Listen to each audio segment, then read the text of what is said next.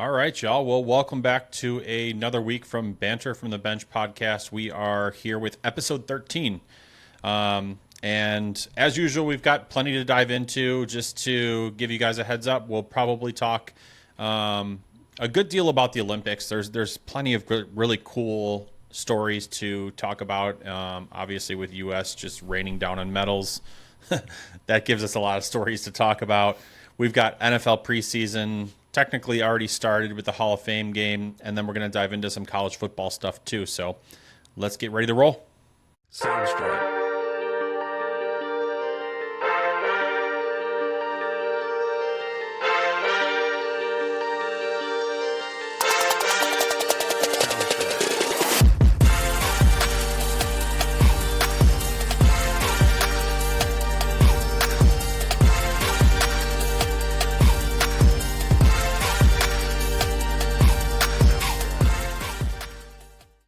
Appreciate all you coming back for another episode. Lucky number 13 here. Got a lot of good stuff to cover this week, just like Kevin mentioned, so I won't bore you and repeat everything we're going to go over, but I think to kick things off with the most prominent national news that we have, I think we'll send it off to Mr. Olympics himself. Kevin, what's been happening over at the Olympics?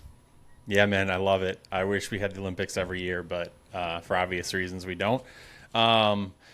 So I will stick to some of the, historic performances. I'll talk about some of the larger stories as well.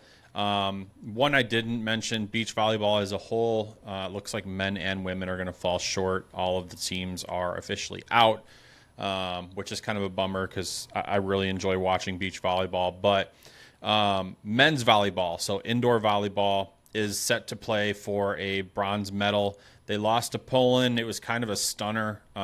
They were winning by a pretty good margin. Poland came back. So they're going to play for the bronze medal now. They won some really impressive matches, one of them being Brazil. I've really enjoyed watching them play. It's just really fast-paced. It's really exciting. So men's volleyball is set to play for a bronze medal. Women's soccer is on to the finals. They are going to be playing Brazil for a gold medal matchup, and they've really just been riding a lot of great momentum going into the Olympics and during the Olympics. I mean, it's an impressive win for them to beat who they've beat, and obviously they've got a tall task here with Brazil in the finals, but they are going to compete for a gold medal. Now, for some medals that already have been won, Quincy Hall, he's a recent story.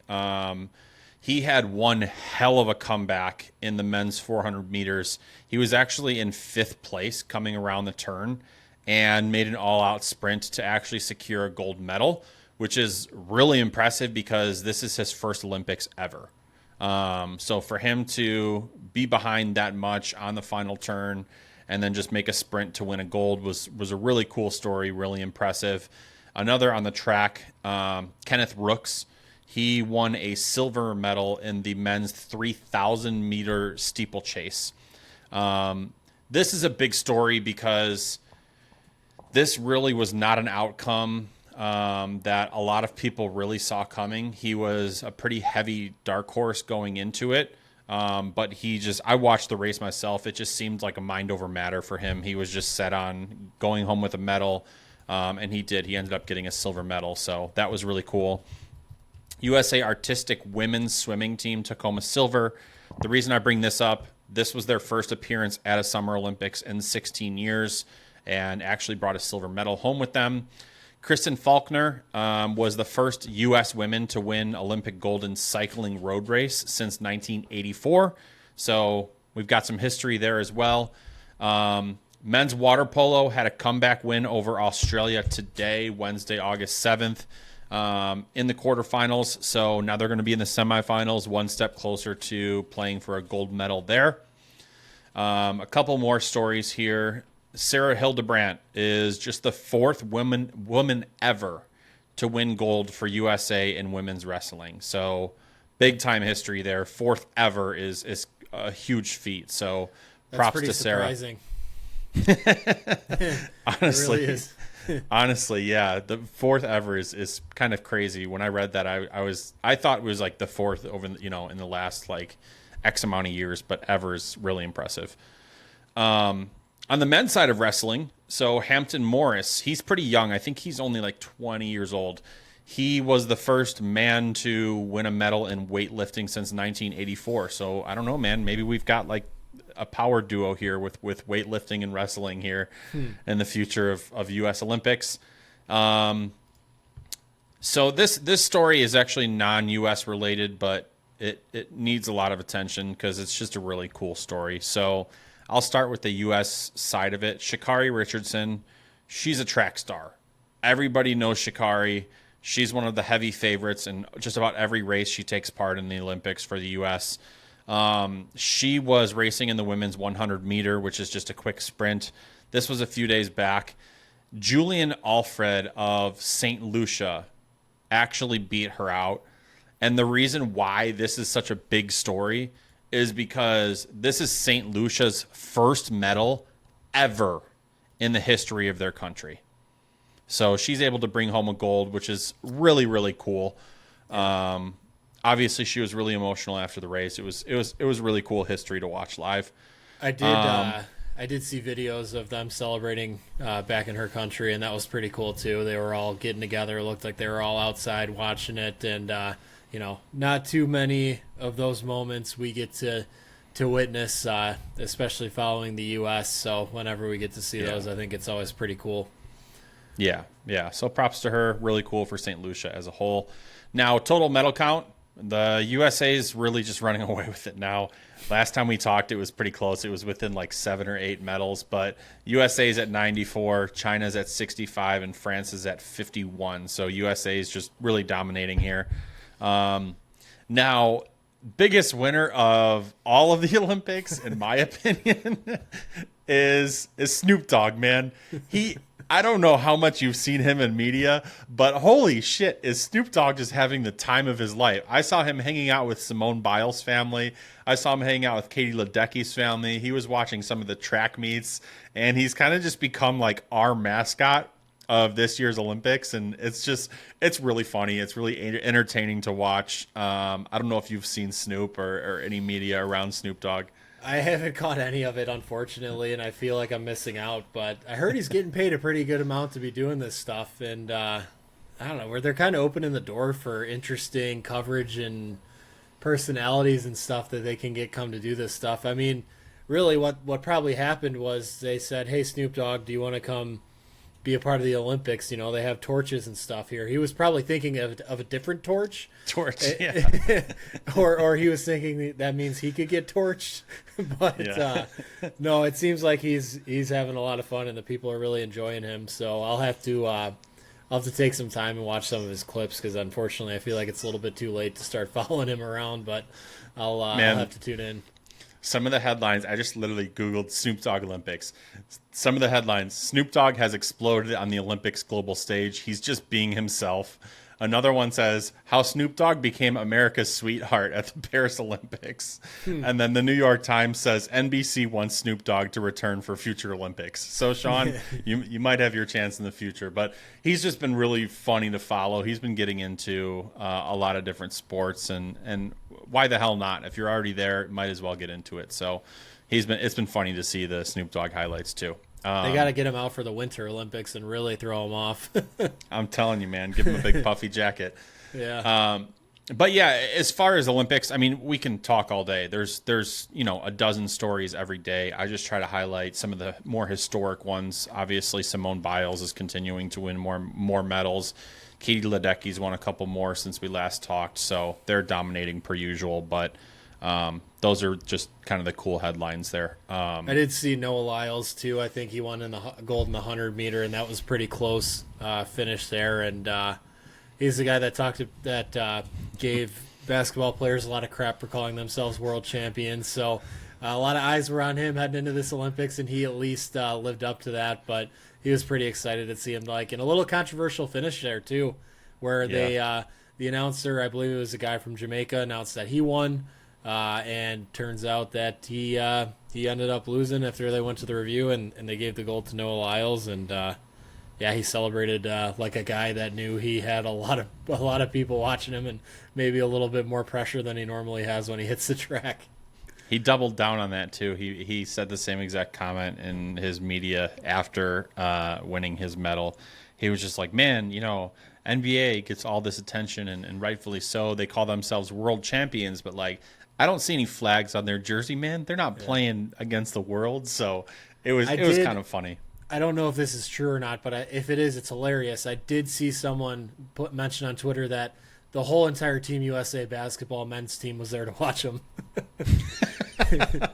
If they were there, that's great. Like, good That's job. probably why. That's probably why he had that last sprint, because it was close. I did watch it, so Yeah.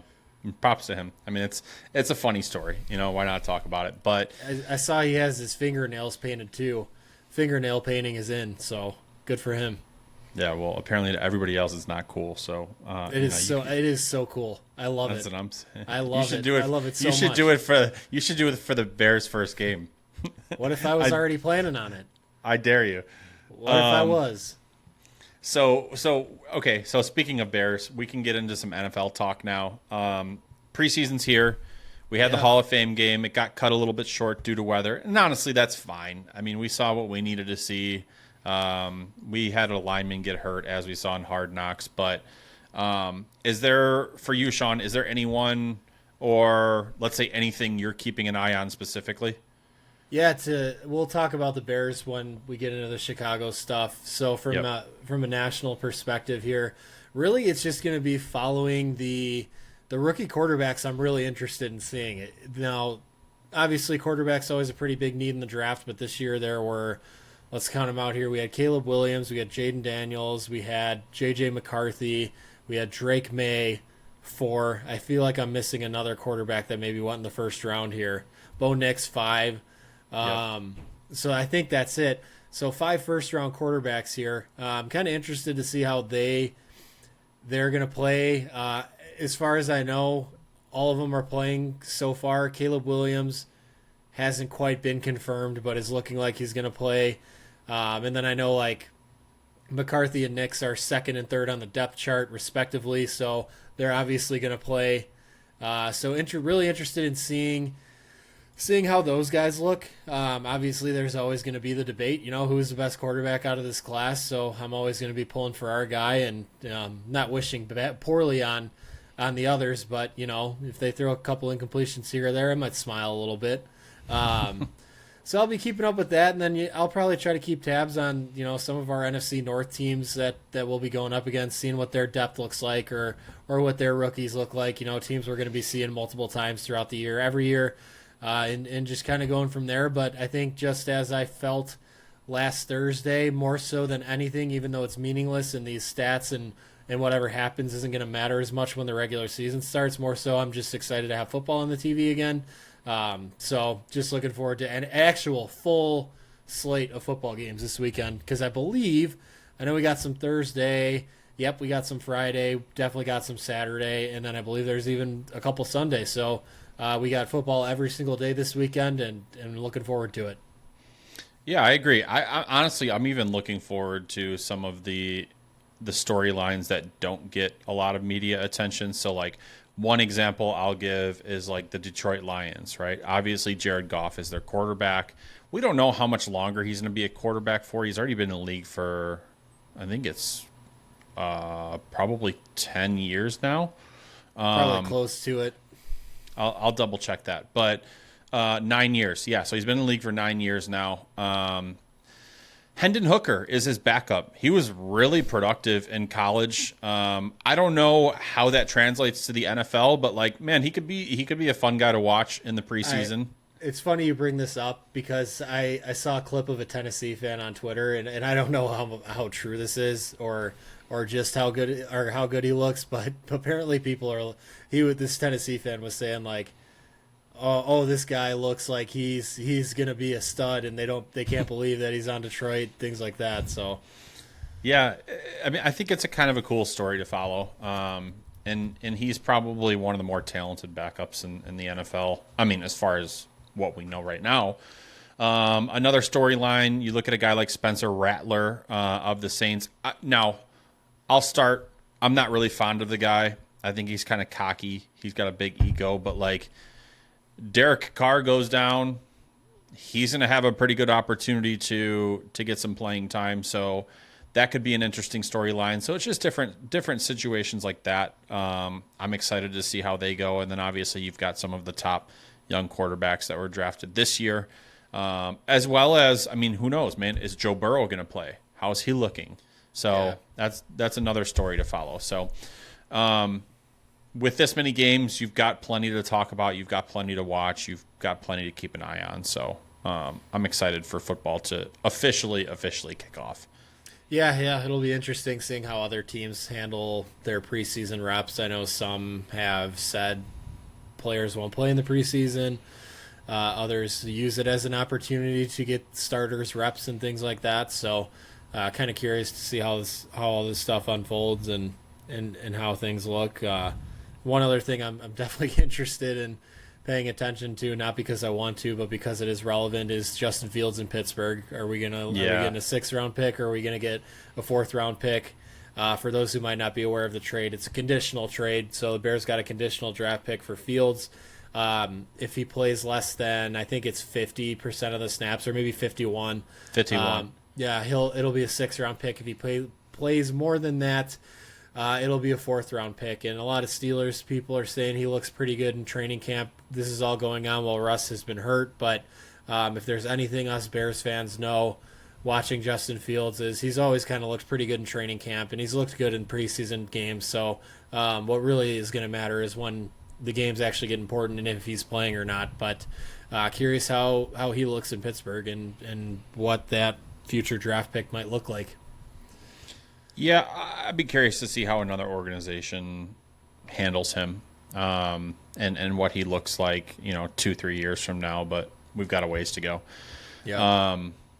As far as NFL talk, that's pretty much it. We'll have plenty more to talk about as these games, finish up this weekend. So, training camp is going on. Preseason's about to start for just about every other team except the Bears and the Texans. So, college football.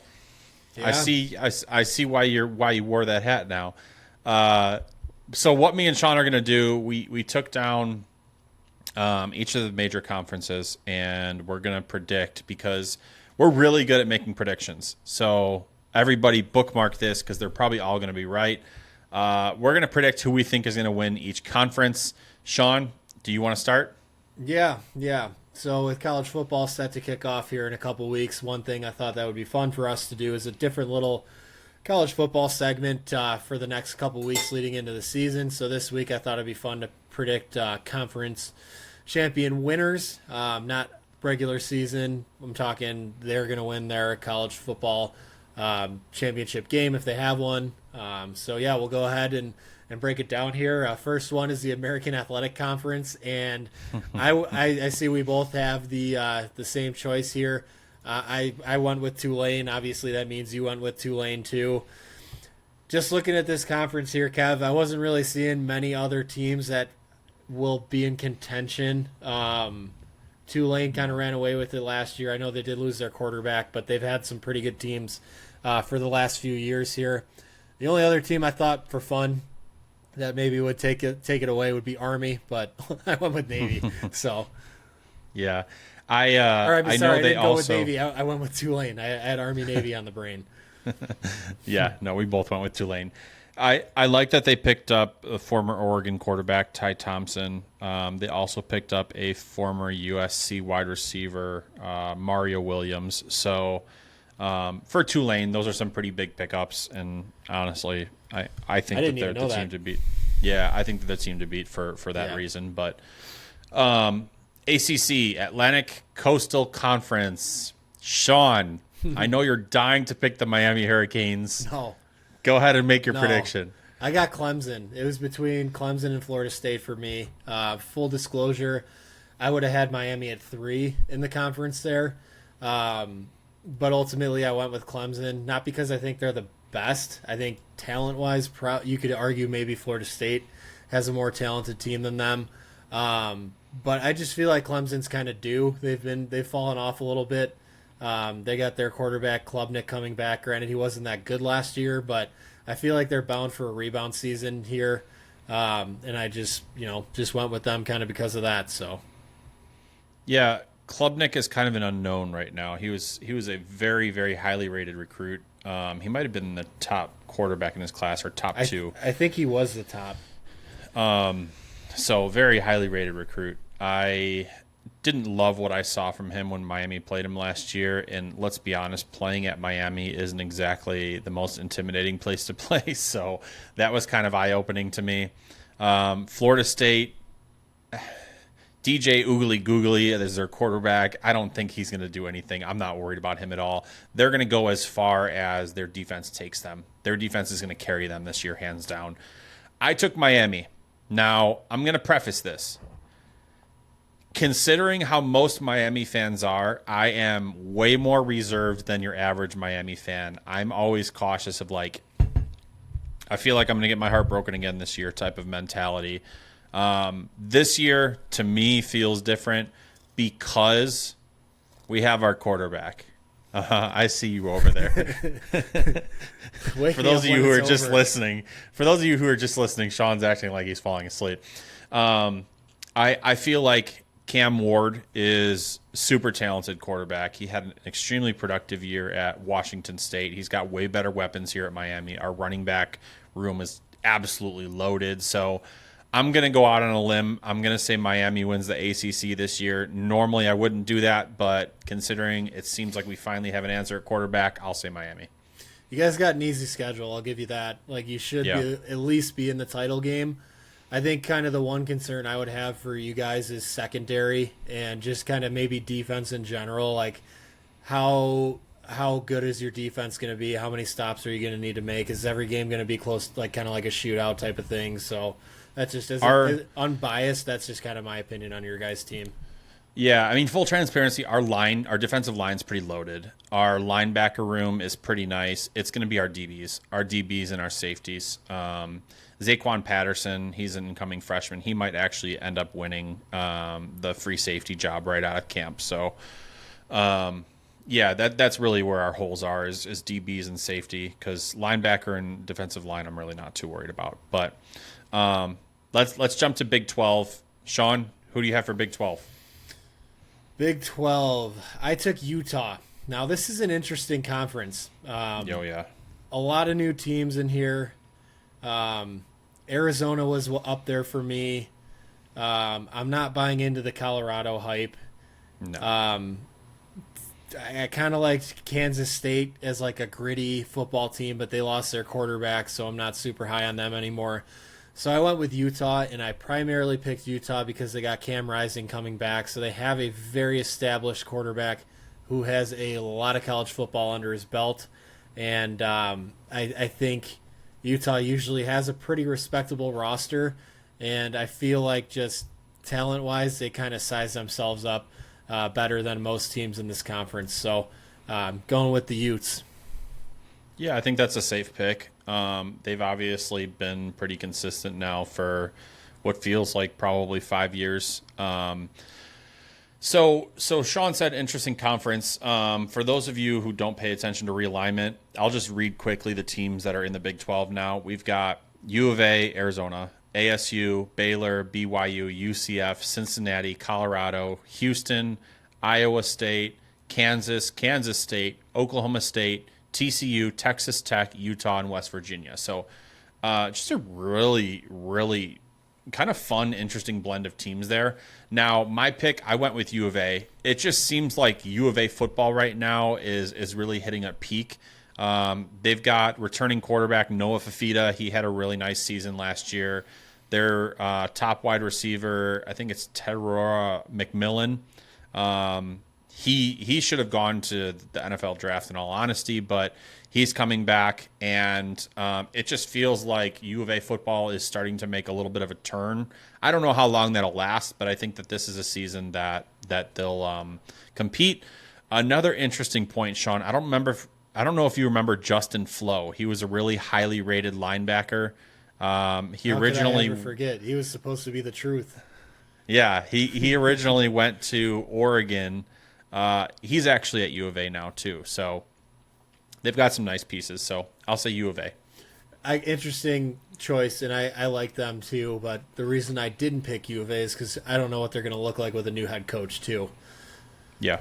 So that'll fair. be, but they probably have the best quarterback in the conference. And if you've noticed anything with my picks, it's mainly based off quarterbacks. So Awesome. Well, then what do we have next? We've got Big Ten. Yeah. So this is probably a tough one for people when you're looking at Oregon and Ohio State seem to be the two top contenders in this conference. Now, I picked Oregon, and I didn't only pick Oregon because I think they can win the Big Ten. I actually think Oregon will win the national championship this year. Their roster is just insanely loaded from top to bottom. They got Dylan Gabriel, who's probably the best transfer quarterback, or arguably the best transfer quarterback on the market. So I think, building off the success they had with Lanning over the past few years, they're finally going to take that next step and win a title here. So I got them winning the Big Ten, and I know it's not part of this exercise, but they're also my pick to win the national championship this year too. Yeah.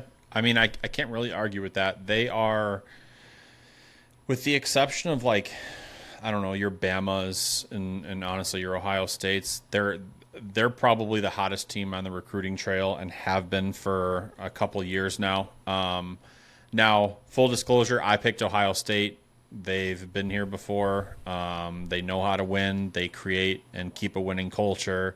I don't love them. Trust me. Don't like them at all. But you look at a guy like Jeremiah Smith that's coming in. They already had Emeka Egbuka. They've got Will Howard, the Kansas State transfer. They've also got Julian Sain, a highly rated quarterback in this past year's class, and Air Nolan that's coming into their quarterback room is kind of loaded. And they just play really smart, clean football. So I'm going to say Ohio State for the Big Ten, but I think Oregon's just as good of a pick. I almost went there myself. Yeah, I think you can't really go wrong with either of them, and both of them should be firmly in the mix for a national championship at the end of the year. If one of them isn't something horrible, something horrible happened during the season. Sorry, words are hard. But yeah, I think either one, kind of a coin flip. My third choice was going to be University of Illinois. So. Oh wow! don't put money on it. Let's see, who do we have next? We've got the Conference USA. Liberty Flames. I have nothing else to say besides that. I just picked Liberty. Yeah, I mean it's Liberty. All right, Yeah. Conference USA is done. Let's talk MAC.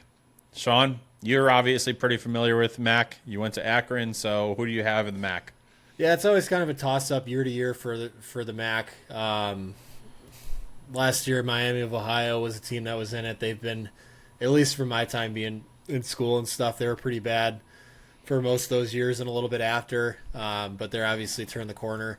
I went with Toledo, who's also, they either won it or they were in the championship game last year. Toledo's just always pretty good. That was mainly my reason for picking them. They usually have a pretty decent roster, and they're pretty competitive in the MAC year in, year out, no matter who they lose. So I'm just kind of going with them as my choice here, and just because I think that they can compete. I don't know anyone. I couldn't name one player on their roster, but I know one thing's for sure is they can compete. So I'm going with Toledo. That's fair. I went with Miami, Ohio. It's the year of Miami, apparently. I just realized that I did that. Yeah, so they've got their quarterback returning. Brett Gabbert is returning for Miami. But the reason I picked them, so they had a really nice defense last year. I think they ranked 7th overall in points surrendered per drive.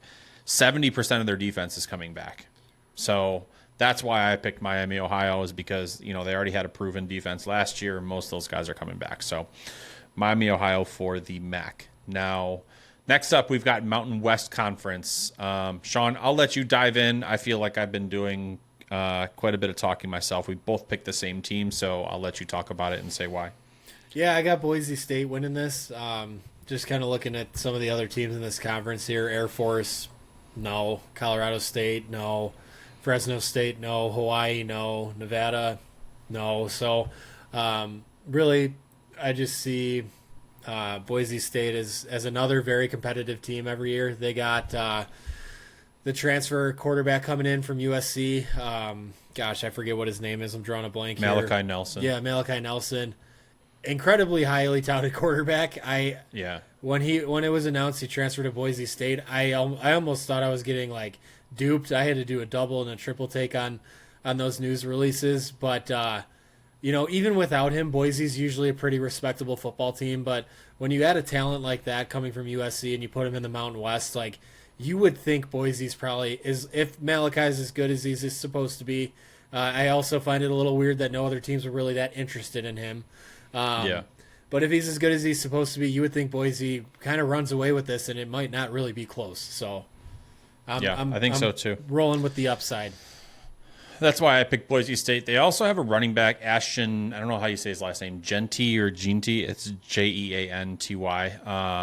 He's really kind of like a Swiss Army knife, and he's returning to Boise State too. So, between those two, I think that they're an easy pick for the Mountain West. Now, your conference. Let's talk about SEC. Yeah. What do you got? I got Georgia, and I don't know if it's going to be very close, to be honest with you.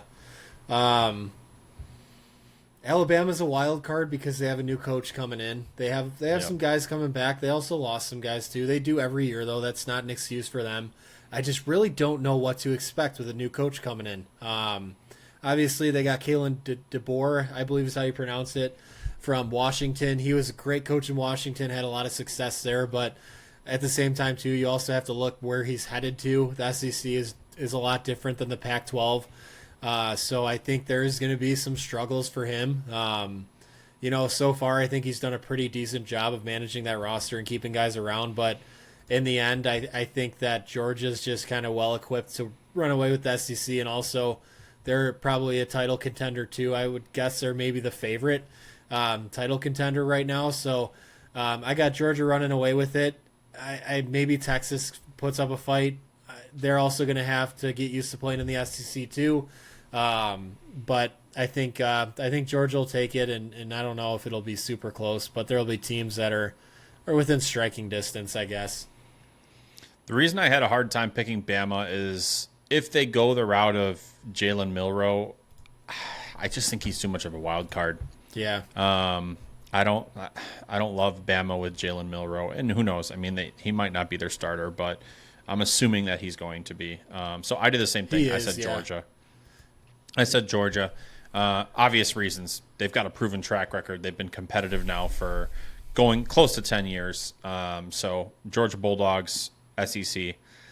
Sun Belt Conference. This one I had to do some research on because I'm not too familiar with the Sun Belt Conference and the teams that play in it. So I'll let you start. I didn't do any research. I don't know much about these teams either, other than Billy Napier came from the Louisiana Raging Cajuns, and they're usually decent.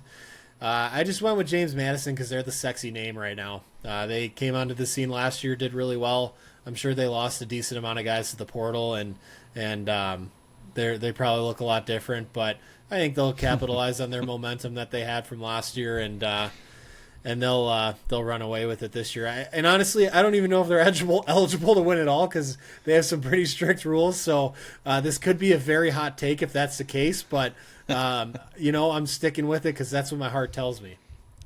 So it's funny you say that you picked your teams based on the quarterbacks there. James Madison's quarterback actually transferred to Texas State, and that's why I'm taking Texas State. He was highly productive last year. It was Jordan McLeod. Ended up transferring to Texas State, so I'm going to take Texas State. They also had a good season last year, and then add him as a nice piece. So Texas State for the Sun Belt. Anything you want to add for college football as a whole before we dive into just like some quick NBA talk? Let's add to this exercise. Since I already called my national champion, let's take it a step further. Let's say, who do you think Final Four teams in the playoff? Obviously, the playoff's going to be expanded this year, so I believe it's going to be 12 teams. Who do you think are the Final Four? Who do you have winning it all? Final Four, man, that's tough. I think I think they find a way to get Ohio State and Oregon in there. I think Bama is obviously going to be in there. I struggle with the fourth team and who I'm going to pick here. Now, I don't think it's going to be another SEC team. I'll say this. I'll say whoever wins the ACC will be the fourth team in the college football playoff. Okay. Whether that's Clemson, whether that's Miami, I'd be surprised if it's Florida State. I'll say that's the fourth team. Who do you have? Oregon, Ohio State, Georgia. I'm with you there. And, gosh. There's always just some random team that just does well, huh? I know. I didn't even look at the rankings. You got Texas, too. Texas, obviously, should be good. Yeah, Texas. We're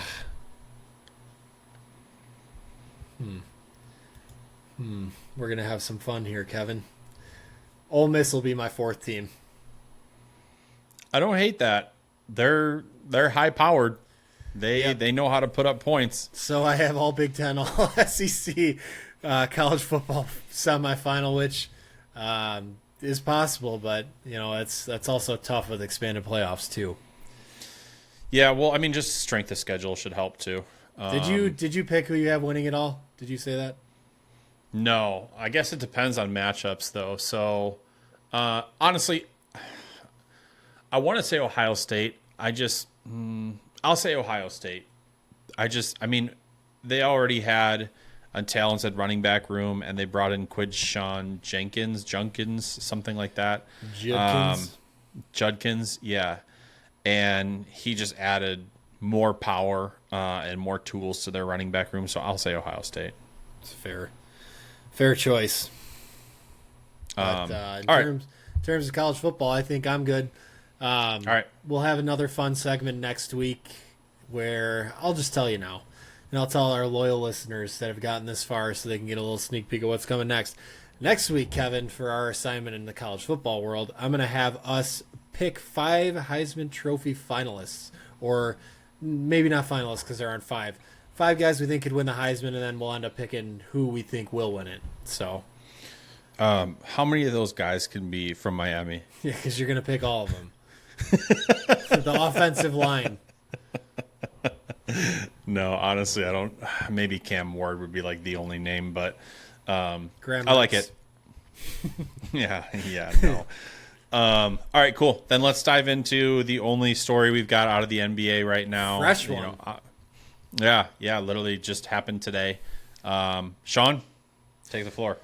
Yeah, so Jazz and former Chicago Bulls legend Lauri Markkanen agreed to a 5-year, $238 million extension for him to stay with the Jazz, despite Lauri being in a lot of trade rumors this offseason. So pretty interesting situation here, and also interesting tidbit. This deal has, I guess we'll call it a clause in it where Lauri cannot be traded until after the February 6th trade deadline. So he cannot be moved until next offseason. Very interesting turnaround. Now, Lauri has definitely earned this contract. It's a lot of money, don't get me wrong, but that's just how the NBA is. I don't get as focused on dollar amounts with that sport anymore. But to go from we're going to trade this guy to we're going to pay this guy to now we can't trade this guy till next offseason. Kind of interesting. I think maybe, obviously for Utah, that makes sense, like to get a superstar or whatever you want to call him, to lock him up and keep him on your team. Personally, maybe they're hoping he has another all-star year this year, and then maybe that raises his trade value and that contract doesn't look quite as bad for teams that are interested. Or maybe they're just planning on keeping him and they're saying, hey, you know what? Let's just build around this guy. So just pretty interesting. What are your thoughts on it? I like the move for them. Their team is really interesting. I'll get into that here in a second. But with the amount of money that's being thrown around in the NBA, the dollar amount makes a lot of sense. In all honesty, it's just really interesting how it was handled. Like, we're going to float you for trade rumors, and then all of a sudden you get a 5-year max. So what I really like about the move is he's always been a really productive player, but I really like how durable he is. He's never sat out a full season. He's played the least amount of games he's ever played in a single season is 50 games for the 1920 Bulls. So he's always been really durable and productive in the process. So I think it's a good move for them. Their starting five looks really interesting. You've got at the 1, you've got Keontae George. At the 2, you've got Colin Sexton. Could end up being Jordan Clarkson. Laurie at the 3. Taylor Hendricks at the 4. And John Collins / Walker Kessler at the 5. So with Kyle Filipowski in there too. So really, really interesting roster here. Interesting move by them. But I applaud them for taking a guy that has led their team in scoring since he arrived on the Jazz and rewarding him with a contract. So nicely done. Yep. All right, guys. Well, that's it for national story coverages. Next, we're going to dive into Chicago topics. So if you're Chicago people or you just want to hear what's going on in the world of Chicagoland sports, keep hanging out with us. If not, we will see you for next week's episode. So to kickstart the Chicago side of things, we are going to start with the Hall of Fame game. We'll talk about Hard Knocks because we both watched episode 1, but let's start with the Hall of Fame game. 21-17 Bears over the Texans. Didn't really even finish the third quarter, but Nope. What were your thoughts on the game? It was number one. I was interested to see what the new kickoff was going to look like, which you could tell both teams were still kind of feeling that out. Obviously, that's to be expected. There were penalties on the kick, I believe at least once, maybe twice. So it was interesting seeing that. And then from a Bears perspective, Colin Johnson, the wide receiver from Texas, had a good game. I think, you look at what he did there, and he's maybe the favorite to be one of those last couple of receivers kept on the roster. So good for him. Tyson Bagent and Brett Rippon, I guess, might be a little bit of a battle for who gets QB2. And if that was any indication of who's in the lead, it's hard to look over what Brett Rippon did. So that was another guy that I was keeping an eye on, and something I'll probably continue to watch throughout the rest of the preseason. And, besides that, I don't know if there was really anyone in particular that stood out defensively. Some of our younger guys got in, but, didn't necessarily, do anything spectacular, but it is just an early preseason game, so a lot of these guys probably aren't close to in the shape that they want to be. But, overall, I thought it was a pretty good day for the Bears. They only had one injury that we know about from that game, and we only know about it because of Hard Knocks. So, all things considered, I think getting out mostly healthy and getting a win in the process, that's pretty good. So, yeah, I have a lot of the same thoughts, and honestly, I just wanted to start with congratulations to Devin Hester, to Steve Mongo McMichael, to Julius Peppers, 3 former Bears on becoming Hall of Famers. Legends, all legends for their own reasons. So congrats to them. It was really cool to see them officially get inducted. So as far as the game goes, it seems like we've actually got some quarterback competition in the backup quarterback spot. So it's kind of a fun story to, I guess, keep an eye on when you already know your starting quarterback's going to be Caleb Williams. For now, it's yeah, right. But it was the Colin Johnson game, man. He looked really nice. And it's like all against reserves. So who knows what he'll look like against, like actually starting DBs, but he had a really nice game. So it was cool to see. Talking about Hard Knocks. Now, me and Sean both already watched episode 1, so if you have not watched episode 1, just a warning, there's going to be some spoilers here. So if you want to pause it, or if you don't care and you want to hear the spoilers, then just hang tight. But Sean, what did you think of Hard Knocks episode 1? Yeah, I think overall it was the episode I would grade it just okay. I didn't there were some moments that I really enjoyed, and I feel like for a good portion of it, I was just kind of sitting there watching, and it wasn't anything super exciting. But it is just episode 1 of, I believe, if it's the same length as the Giants, a 5-week little series here. But thought the episode was just okay, and then an overall general thought was, holy crap, they moved fast because they're already through the Hall of Fame games. So this is almost like close to real time that we're getting here. So that's pretty cool, and I'm excited about that. Now to dive into the actual episode, one thing that I loved I thought was freaking awesome was Caleb Williams being introduced to the Bulls introduction and getting the audio layovers of different people talking about how good he's going to be or how good he can be. And him taking the field to that Bulls intro, I thought was unbelievable. That was really, really cool. Probably one of my favorite parts of the episode, if not the favorite part of the episode. And just kind of because I think that's about all I have for Caleb. But before moving on to other parts that of the episode that I want to touch on, I was a little surprised at how much of a Caleb fluff piece episode 1 was. I kind of thought they might, and they still could, I kind of thought he'd maybe get a little bit of a negative paint to him throughout some of this, just because that's what the media has mostly done to him throughout his career. So I was kind of maybe anticipating that, or maybe I just think that way because I've seen it so much, even though I've said it countless times. Like, if you get to know Caleb Williams for who he is, he's nowhere near what media and people made him out to be. So if that's how it's going to be, and they're going to, really, kind of take that tone throughout the series, well, I'm happy about that, one. And number two, I really am looking forward to people who don't really know Caleb Williams getting a look at who he actually is, because I think they'll be pretty surprised. And we've even had Bears players say things like that too. So hoping that ends up being the case here, but we'll see.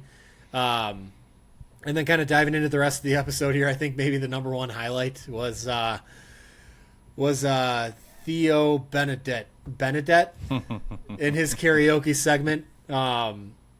Canadian guy started singing "I'm Proud to Be an American," ripped off his pants in the middle of it, and was wearing a bald eagle underwear, and I just thought that was hilarious. And probably the funniest moment. And then we had our rookie as well, Kirion. I don't know how to pronounce your last name. Not going to try. Kirion A. He was in the background doing the symbols, which was pretty funny too.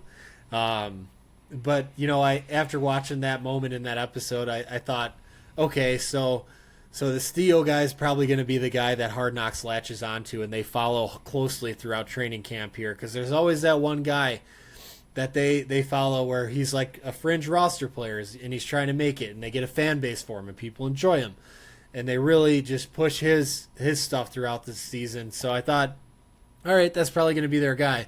Well, it turns out he got hurt in that preseason game, so yeah, he's going to be out, I think, for 4 to 6 weeks. They said, maybe I could be wrong about that, but I thought I heard 4 to 6 weeks. So I was kind of like, well, maybe that won't be the case now, and maybe he's just going to get cut, but. Still funny moment for him. I'm sure teams will be interested in talking to him if he ends up getting cut. Interested in talking to him and bringing him in. I think he did some good for himself there. One of my biggest takeaways as well was DJ Moore and his situation where he signed his contract extension. I've always liked DJ Moore a lot. I've always respected him. He's flown under the radar for a while, being in Carolina, and he's just been nothing but a productive receiver.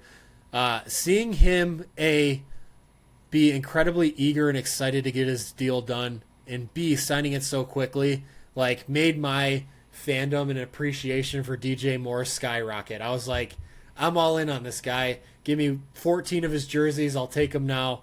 Every color, every size. I want to wear him to 24/7. So DJ Moore, he's got a lot more stock in me as a fan now. Not that he needed it or he was worried about it, but just seeing him, be excited to sign that deal, I thought was really cool, and I was really happy about that too. And it seemed like maybe we got a little tease. He might be working on Keenan Allen getting a deal done now too. Yeah, I'd love that. I think you had a lot of really good nuggets. So I I feel like I want to take a step back and set the record straight because I've heard a lot of people say that they felt like the episode was just okay. You're not alone in that. Now, here's my reasoning as to why I think people feel this way. We've had a really exciting last 3 months with leading up to Caleb getting drafted, Caleb actually getting drafted, getting Roma Dunze, waiting for the deals to get signed, training camp happening, and now the first preseason game. It's really hard to consistently keep that same momentum, especially when the last 3 months was built around getting your franchise quarterback. So I think that this is a big reason why people felt like, oh, it was just okay, is because they've had the last 3 months of this really exciting time for Bears fans, and it's really hard to match that. Now, you talk about, the Bears and the media that Caleb Williams got, and you felt like it was fluff. I do know for a fact that the Bears get final say on everything that is shown in Hard Knocks. So I think that this was the Bears' way of setting the record straight and saying, hey, we do not want any more bullshit, any more bad media behind Caleb Williams. There's no reason for it. He's a good guy. He's great in the clubhouse. He's telling dudes to pick up their trash in the clubhouse. He's leading the team in huddles and just like owning being a leader on the Bears already as a rookie. So I think the Bears really made sure that they stressed, and honestly, the final say was a large part of them making sure that the media behind Caleb Williams is now shifting towards positive media because, in all honesty, the guy deserves it. He's proven that he's a good guy at this point. So I think that's a reason why Caleb looks the way he does so far in Hard Knocks. One thing that you didn't talk about that I thought was really cool and the history behind it was Nick Saban being there with Coach Flus. I didn't know Matt Eberflus was a linebacker for Nick Saban's team at Toledo, and that they have this connection and that they have this history. So it was really cool to see them have that connection, for him to bring Nick Saban to the Bears front office, or his personal office, actually, and for them to sit down and really just to get that for Hard Knocks, for the filming of Hard Knocks. So I thought that was kind of cool. But I think what you'll start to see is like this episode was kind of just like setting the tone of like, okay, guys are coming in, new quarterback. Flus is kind of a little bit on the hot seat, I guess. Like he's got a lot to prove still. And then we're going to start to see like the intensity start to rise. So that's kind of my opinion on it. But I understand why people thought it was okay. I just have different thoughts. Not going to disagree with you there, my friend. Cool. I will say, I never, and granted, I'm a Bears fan, so I'm going to watch no matter what, but I was never, disappointed. I just, maybe it was one of those people that was like, oh, this is going to be an unbelievable episode. Like, this is going to be better. I watched the whole Giants one, too. And that one was great. Very informative, very behind the scenes.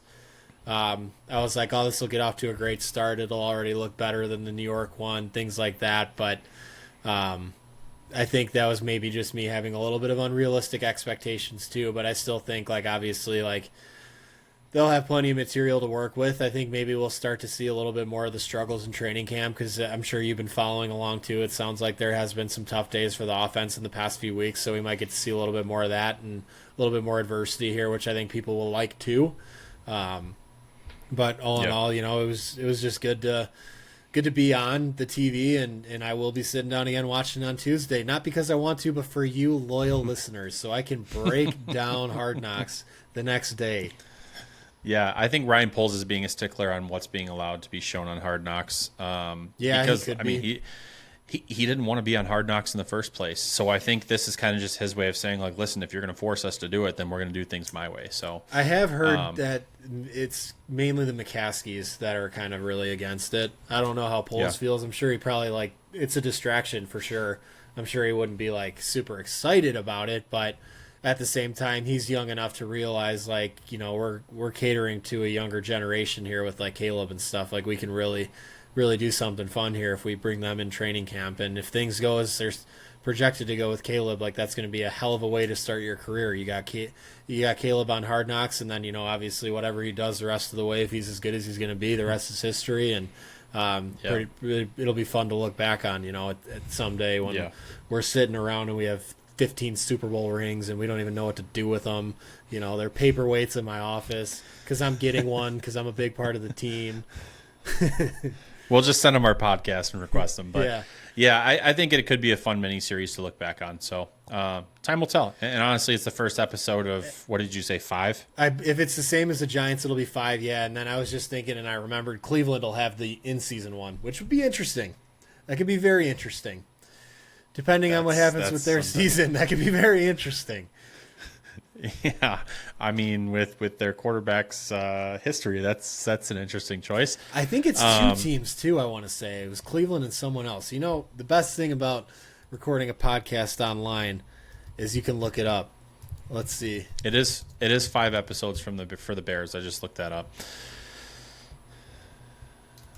Let's see here. Cleveland Browns.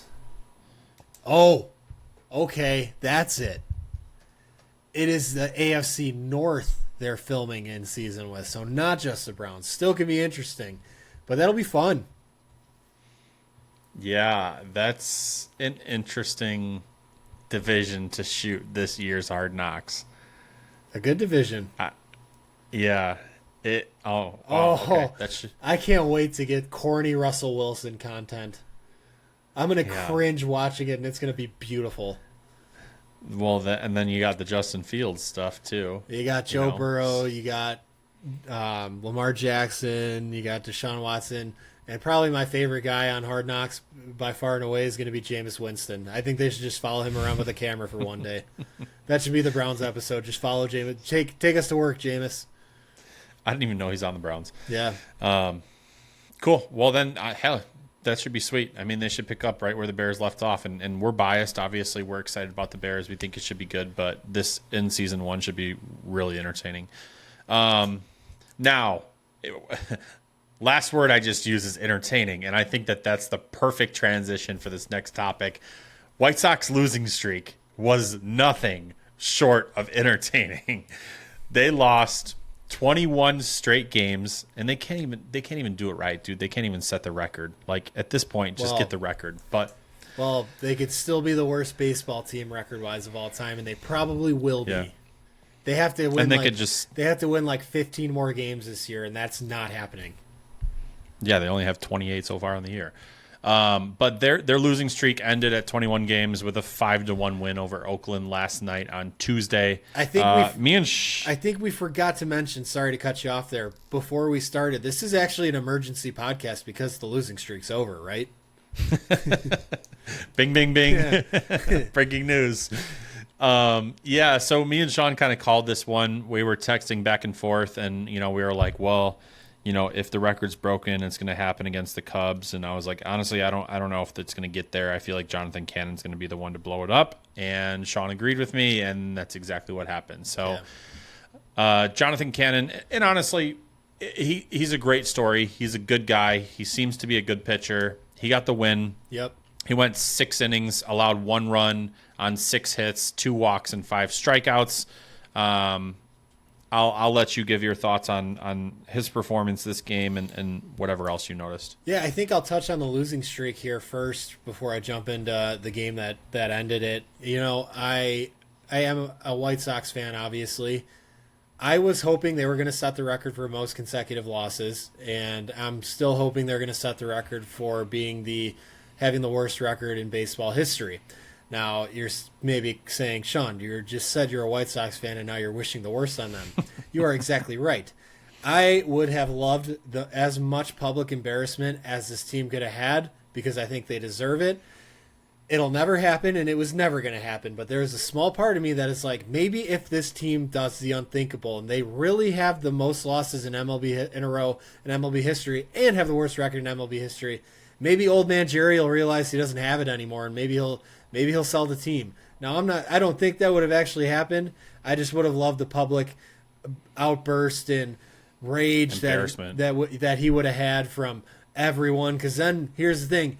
National writers, baseball columnists, they would have been looking a little bit closer at the White Sox and been like, wait a second, this guy actually sucks as an owner. And we know it. We've known it for a long time. People are starting to realize it a little bit more because they're also looking at the Bulls too, which, lucky for us, he owns them as well. And I just really wanted him to have to just eat all the crap that came with those 2 losing streaks. Now, there is still an opportunity for one, and I'm hoping that they get it just because I don't really hate many people, but I hate Jerry Reinsdorf. And I would love to just have him have to deal with having the worst record in all of baseball. Not long after he was selling us on, I hired Chris Getz as a GM because I want this to be a quick turnaround. Well, congratulations. The guy you hired for a quick turnaround has quickly turned this around. He's turned it around to where they're probably going to be the worst team in MLB history.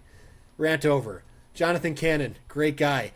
If someone were to end the losing streak, I'm at least glad it was him because I don't know about you. I think you kind of agree with me here. I'm sold that this guy's a part of the rotation moving forward. Whether that means he is a part of the rotation like for good, still a little bit to be determined. But he's been awesome this year for the White Sox since he came up, and obviously he's a right-handed pitcher, which is great too, because we got just a stable full of lefties. But it was one of those things where I was like, okay, if they won a game against Oakland, I'm glad it was this one because this means a little bit more when you got Jonathan Cannon on the mound. So I was happy to see that he did that, and I really felt nothing. I watched most of the losing streak. When they won, I really didn't feel anything. I did not care. I was like, whatever, like it is what it is at this point. Like I personally am not embarrassed because I know they suck, and I don't think like, oh, tonight's going to be the night. I'm just like, whatever, like let's be as bad as we can, and hopefully our owner realizes he's not made out to own a baseball team anymore, and we can go from there. But I was just glad Jonathan Cannon did it. That was my one takeaway, and I'm happy for him I'm happy for the young guys in the clubhouse that maybe might be a part of this thing moving forward, because I'm sure that sucked showing up to work every day and having to deal with hearing about this losing streak and having to hear all the people talking about it and having to hear from Pedro Grifol about some stupid reason why they lost a game that has nothing to do with why they actually lost it. That's another thing. I can't believe he's still managing this team throughout all this. I don't really need to get back onto another rant, but I'm just going to throw that in there. But I'm happy for the young guys who don't have to deal with this losing streak anymore, because I genuinely care about their mental health and their well-being as people. And I'm sure that clubhouse was not a good place for them lately. No. And honestly, they lost again today, so who knows what it's going to look like the next 10 to 15 games. But, and honestly, to give people some perspective, so Jerry Reinsdorf has owned – yes, he's terrible.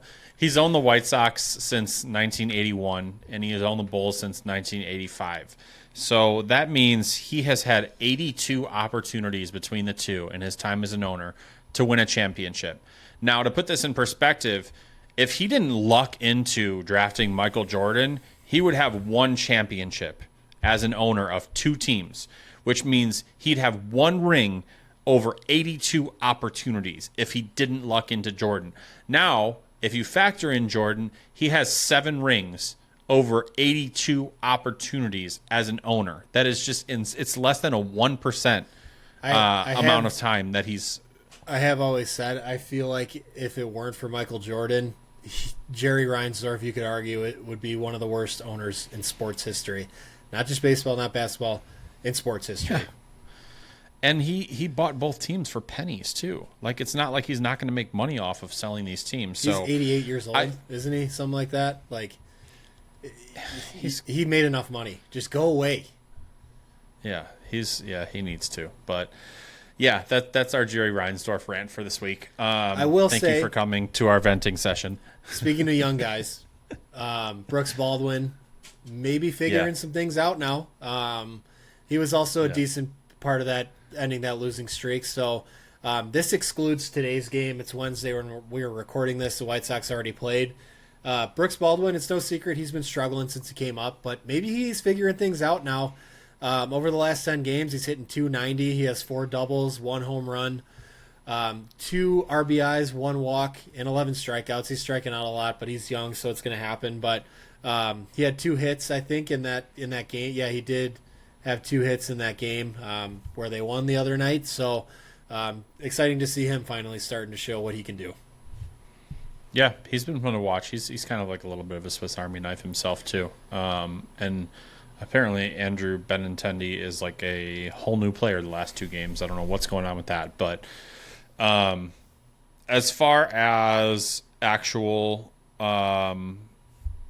like clubhouse stuff, that's about it. I know you've got some other prospects that you wanted to touch on, so I'll give you the floor and let you. A little bit lighter of a note here with the White Sox. Obviously, the trade deadline just wrapped up, and they got some prospects coming back. A lot of people gave them crap for the little amount that they got during the trade deadline, and while like 5 games isn't much of a sample size as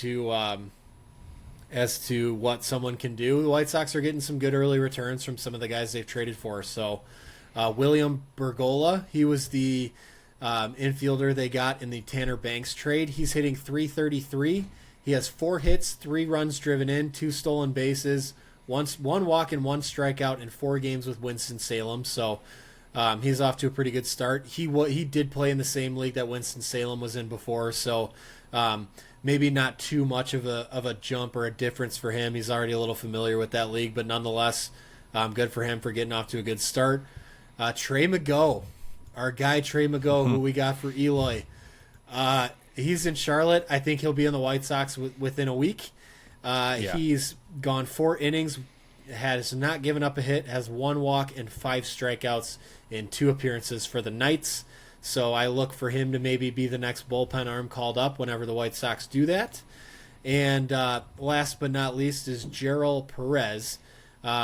He has gotten on base at a 41% clip with a double, 3 runs driven in, 3 walks, 4 strikeouts in 4 games with Kannapolis. So he's getting on base, hitting for power.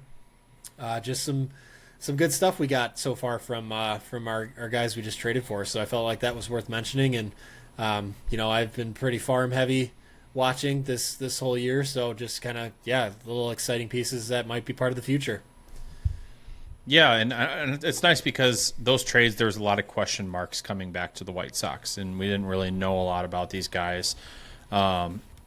Contrary to trades in the past, because we've traded some big names for some highly touted prospects. So it's really cool to see what these guys are doing in the minors, and a lot can happen between now and when they get called up. Except I think Trey Magao, I think he'll get called up soon. So he's been dominating in Charlotte. So I know another guy. I don't have it. I'll pull it up just because I'm going to talk about him. But Edgar Caro for the Charlotte Knights.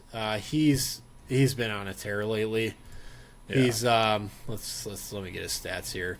So he's been with Charlotte for 18 games, hitting .333, 21 hits in those 18 games. 4 of them are doubles, 4 of them are home runs. He's got 17 runs driven in. He's got 11 walks and 14 strikeouts. So Edgar Caro's tearing it up. I think he's a guy we can probably expect to be called up at some point this year too.